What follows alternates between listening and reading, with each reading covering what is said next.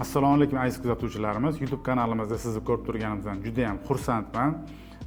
Navbatdagi video darsligimizda ko'pchilik tomonidan so'ralgan va savollar berilgan tanlangan mavzu scoring mavzusi haqida bugun sizlar bilan suhbat quramiz va bugungi video darslikni boshlashdan oldin har doimgidek sizlar bilan video darsligimizni qisqacha rejasi bilan tanishtirib o'taman. Birinchi bo'lib scoring nima, scoring turlari haqida gaplashamiz va video darslikning eng oxirida scoringga ijobiy ta'sir qilishi mumkin bo'lgan faktorlar haqida gaplashamiz va har doimgidek video darslikning so'ngida qisqa xulosa qilib video darsligiga yakun yasaymiz. Demak, bevosita video darsligimizni boshlaydigan bo'lsak, scoring nima degan savolga keladigan bo'lsak, scoring bu inglizcha score baholash, ball so'zidan olingan bo'lib, bu moliyaviy sektorda va aynan xususan banklar misolida olinadigan bo'lsa, qarz oluvchini kredit tarixi va boshqa ma'lumotlar asosida baholash hisoblanadi. Va scoringning eng asosiy jihatlaridan biri scoring ball qancha yuqori bo'lsa, qulay shartlarda kredit olish mumkin va buni kredit ajratish uchun sabab bo'lishi mumkin va scoring ball qancha past bo'ladigan bo'lsa, bu kredit olish uchun rad javob berilishi yoki kredit shartlarini biroz bo'lsa-da qiyinlashtirishga va og'irlashtirishga yoki qo'shimcha qanaqadir talablar paydo bo'lishiga sabab bo'lishi mumkin. Demak, scoringga endi turlarga keladigan bo'lsak, scoring ikki turga bo'linadi. Birinchisi faqatgina kredit tarixi asosida scoring qilish hisoblanadi.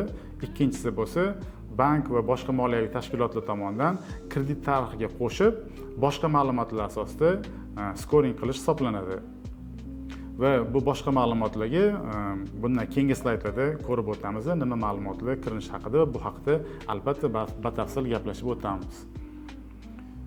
Demak, birinchi turi scoring kredit tarixi bo'yicha scoring haqida gaplashadigan bo'lsak, kredit byurosini kredit tarixi bo'yicha scoring balli faqatgina tavsiyaviy xarakterga ega bo'lib, bu kredit ajratish yoki ajratmaslik bo'yicha hech qanaqa qarorni taqdim qilmaydi. Bu qarori moliyaviy tashkilotlarning o'zi, xususan banklarning o'zi qabul qiladi.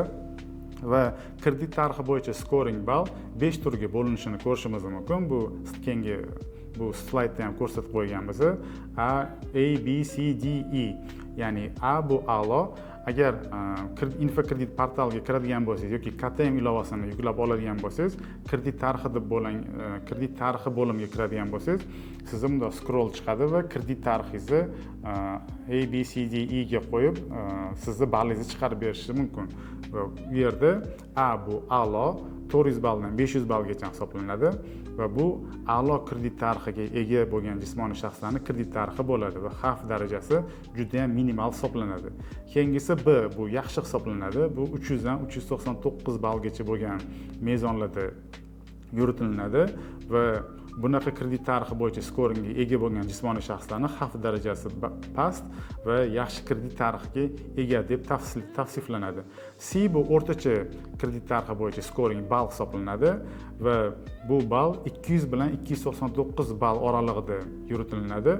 Xavf darajasi o'rtacha. Qarz beruvchiga kredit tarixini o'rganish tavsiya etiladi, chunki bu guruhdagi salbiy va ijobiy omillar mavjud hisoblanadi.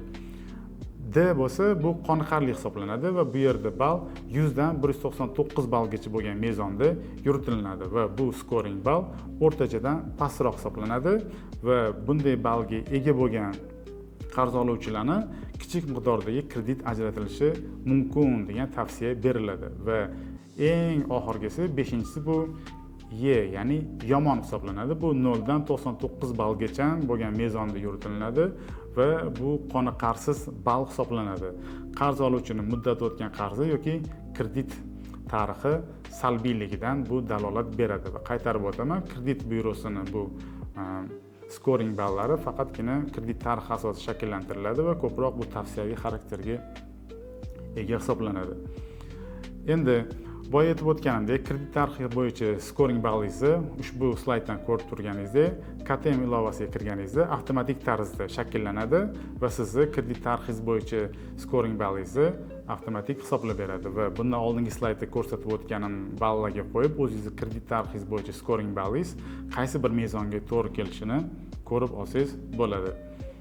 Undan keyingisi umumiy skoring tizimiga keladigan bo'lsak, bu har bir moliya tashkiloti yoki banklar tomonidan mustaqil tarzda ishlab chiqariladi va bu skoring asosan quyidagi faktorlarga asoslangan bo'ladi. Eng birinchi navbatda bu kredit tarixi, undan keyingisi kredit pasportiga mos kelishi. Kredit tarixi haqida siz bilan gaplashdik. Kredit pasporti bo'ladigan bo'lsa, ya'ni kredit shartlarida yozilgan bo'ladi. Masalan, kredit olish 22 yoshdan 59 yoshgacha bo'lgan oralikdagi jismoniy shaxslarga taqdim etiladi degan bo'lsa, qarz oluvchi bu holatda 20 yosh bo'ladigan bo'lsa, avtomatik ravishda skoring bu qarz oluvchiga rad javobini beradi. Bu bitta bir kredit pasportiga to'g'ri kelmaydigan faktorlardan biri hisoblanadi. Buni faktorlar juda ham ko'p hisoblanadi. Keyingisi rasmiy daromadi bor yoki yo'qligi, bu ham juda ham ijobiy ta'sir qiladi. Oxirgi ish joyidagi davomiyligi, agar har 1-2 oyda joyini almashtiradigan bo'lsa ham, bu ham umumiy skoringda o'zini aksini topadi. Undan keyingisi oxirgi yillarda juda ham aktual mavzulardan biri bu bank kartalaridagi aylanmalar hisoblanadi. Qanchalik ko'p va davomiy bo'ladigan bo'lsa, bu ham bir ijobiy faktor sifatida baholanadi. Keyingisi qora ro'yxatda mavjud yoki mavjud emasligi, bu haqida alohida video darsligimiz tayyorlangan. Bemalol o'tib tomosha qilib ma'lumotga ega bo'lishingiz mumkin. Keyingisi qarz yuki hisoblanadi. Qarz yuki bu oddiy tilda tushuntiradigan bo'lsak, sizni 1 oylik daromadlaringiz bilan 1 oylik kreditlar bo'yicha moliyaviy qarzlaringizni o'zaro nisbati hisoblanadi. Masalan, 5 million so'm oylik olsangiz, agar undan 4 millioni sizda kreditga ketadigan bo'lsa, qarz yuki juda ham baland hisoblanadi va bu holatda odatda bu ham skoringda inobatga olinadi va skoring balli pasaytiradigan omillardan biri hisoblanadi. Keyingisi garov turi. Skoringda agar garov sifatida mol-mulk yoki avtotransport vositasi taqdim qilinadigan bo'lsa, bu ham skoring ballini yuqoriroq taqdim qilinishiga sabab bo'lishi mumkin. Chunki kreditda riski ancha xavf darajasi past bo'ladi. Undan keyingisi MIB, soliq, kommunal to'lovlar va boshqa to'lovlardan qarzi mavjud yoki mavjud emasligi ham bu skoring tizimida albatta hisobga olinadi va e'tibor bergan bo'lsangiz, shu bir nechta faktorlarni olib va yana qo'shimcha faktorlarni ma'lumotlarni olib, moliya tashkilotlari va xususiy bank va xususan banklar qarz oluvchini umumiy ma'lumotlarini o'rgangan holda, ya'ni skoring qilgan holda kredit olish bo'yicha ma'lum bir qarorlarga kelishadi. Keyingisi bu skoringga ijobiy ta'sir qilishi mumkin bo'lgan faktorlar. Albatta bunaqa faktorlar bor. Bulardan bir nechtasini sizga agar sanab o'tadigan bo'lsam, birinchisi kredit tarixida asosiy qarz va foiz to'lovlari bo'yicha muddati o'tgan qarzdorlik summasi va kunlari minimal darajada ekanligi yoki umuman yo'qligi. Ya'ni kredit tarixingiz o'rganilganda, umuman prasrochkangiz iloji bo'lsa bo'lmaydigan bo'lsa, bu juda ham katta sizga plus bo'lib xizmat qiladi. Keyingisi kredit tarixida avval olingan kreditlar bo'yicha amalga oshirilgan to'lovlar miqdori.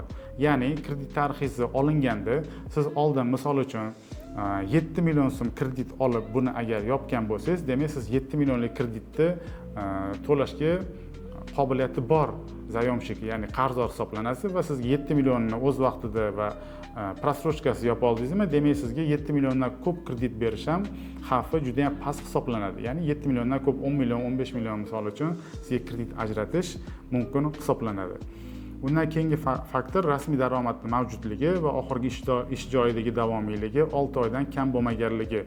Ya'ni agar siz bitta joyda oxirgi ish joyida ishlab kelayotgan bo'lsangiz, kamida 6 oy, ya'ni yarim yil davomida ishlayotgan, stabil oylik olib kelayotgan bo'lsangiz, bu ham sizning skoringizga ijobiy ta'sir qilishi mumkin bo'lgan faktorlardan biri hisoblanadi. Keyingisi qarz yukini minimal darajada ekanligi, ya'ni boyagi aytib o'tdim, daromadlaringiz bilan oylik kredit to'lovlaringizni nisbatini olinganda, agar 5 million so'm oyligingizni misol uchun 500 ming yoki 1 millioni kreditga yo'naltiriladigan bo'lsa, bu kreditda sizni qarz yukingiz past hisoblanadi va bu ham sizni ijobiy skoringizga ta'sir qilishi mumkin, chunki siz yana ham ko'proq qarz olib o'zingizning oylingizdan to'lovlarni amalga oshirishingiz mumkin degan ma'noni bildiradi. Undan keyingisi garov turi. Bundan oldingi slayd aytib o'tgan edim. Kafillik va sug'urtadan ko'ra avtomobil va ko'chmas mulkka garovga qo'yilishi bu sizning skoringizga ijobiy ta'sir qilishi mumkin, chunki kreditni qaytarmaslik riskini bu yuqori darajada, nisbatan yuqori darajada xavfdan oldini olganini bildiradi.